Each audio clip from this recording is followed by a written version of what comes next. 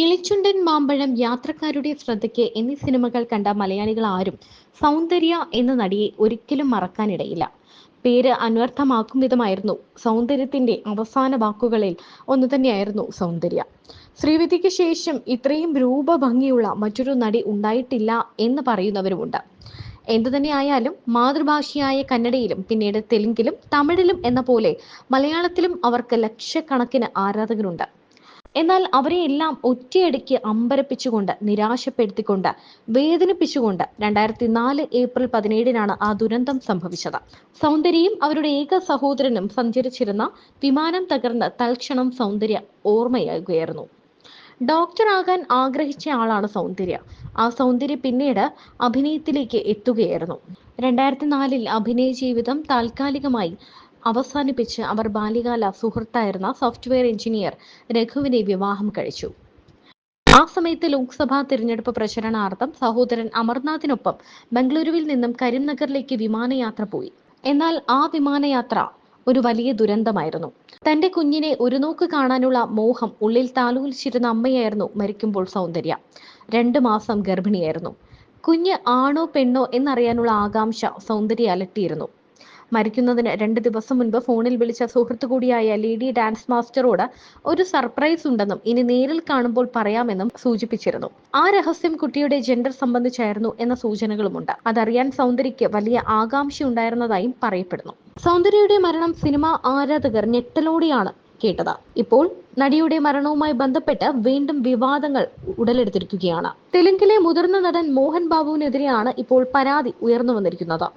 നടിയുടേത് വെറും അപകട മരണമല്ല എന്നും ആസൂത്രിത കൊലപാതകമാണ് എന്നുമാണ് ഉയരുന്ന ആരോപണം. 21 വർഷം മുൻപാണ് നടി മരണപ്പെട്ടത്. ചിട്ടി മല്ലു എന്ന വ്യക്തിയാണ് ഖമ്മം പോലീസിന് പരാതി നൽകിയിരിക്കുന്നത്. FIR പോലീസ് ഇട്ടിട്ടില്ല എന്നാണ് പുതിയ വിവരം. മോഹൻ ബാബുവുമായി ബന്ധപ്പെട്ട സ്വത്ത് തർക്കമാണ് സൗന്ദര്യയുടെ മരണത്തിന് പിന്നിൽ എന്നാണ് ആരോപിക്കുന്നത്.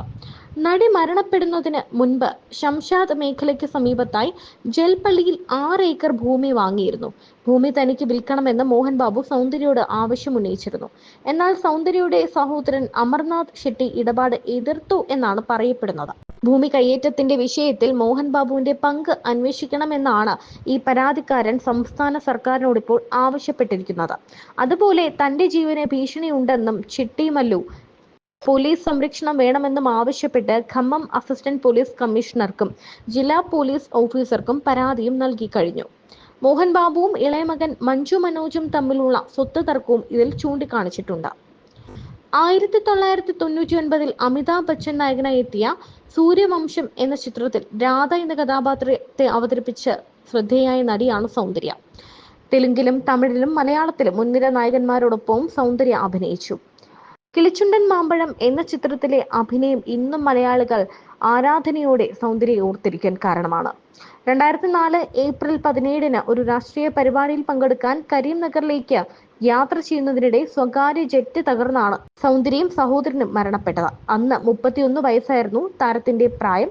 മാത്രമല്ല ഗർഭിണിയായിരുന്നു നടിയെന്നും സൂചനയുണ്ട്. എന്നാൽ ഈ വാർത്ത ഞെട്ടലോടെയാണ് ഇപ്പോൾ കേൾക്കുന്നത്. കാരണം താരത്തിന്റെ, അതായത് നടി സൗന്ദര്യയെ ഭർത്താവ് തന്നെ കൊന്നതാണോ എന്നാണ് ഇപ്പോൾ ഉയരുന്ന സംശയം. 21 വർഷത്തിന് ശേഷം ഈ മരണത്തിന്റെ ചുരുളഴിയുകയാണ് എന്ന് വേണം കരുതാൻ. തെലുങ്ക് നടിയായ സൗന്ദര്യയ്ക്ക് എന്താണ് സംഭവിച്ചത്? കരിയറിലെ ഏറ്റവും ഉന്നതിയിൽ നിൽക്കേണ്ട ഒരു സമയത്താണ് സൗന്ദര്യയ്ക്ക് സ്വന്തം ജീവൻ നഷ്ടമായത്. അതും വയറ്റിൽ ഒരു കുഞ്ഞുള്ള സമയത്ത്. ആ സമയത്ത് ഇങ്ങനെ ഒരു അപകടം സംഭവിച്ചതിനെ പറ്റി അന്ന് വലിയ രീതിയിൽ വാർത്തയൊക്കെ ഉണ്ടായിരുന്നു. എന്നാൽ അതൊരു അപകട മരണം മാത്രമായി തേഞ്ഞുമാഞ്ഞു പോവുകയായിരുന്നു. എന്നാൽ ഇതിനുള്ളിൽ ഒരു വലിയ സ്വത്ത് തർക്കം ഒളിഞ്ഞിരിപ്പുണ്ട് എന്നാണ് ഇപ്പോൾ പുറത്തുവരുന്ന വിവരങ്ങൾ. ഈ റിപ്പോർട്ടുകളുടെ അടിസ്ഥാനത്തിൽ കൂടുതൽ അന്വേഷണങ്ങൾ മുന്നോട്ട് വന്നാൽ നടി സൗന്ദര്യയ്ക്ക് എന്താണ് സംഭവിച്ചത് എന്ന കാര്യത്തിൽ കറക്റ്റ് ഒരു വ്യക്തത ഉണ്ടാകും എന്ന് തന്നെ വിശ്വസിക്കാം.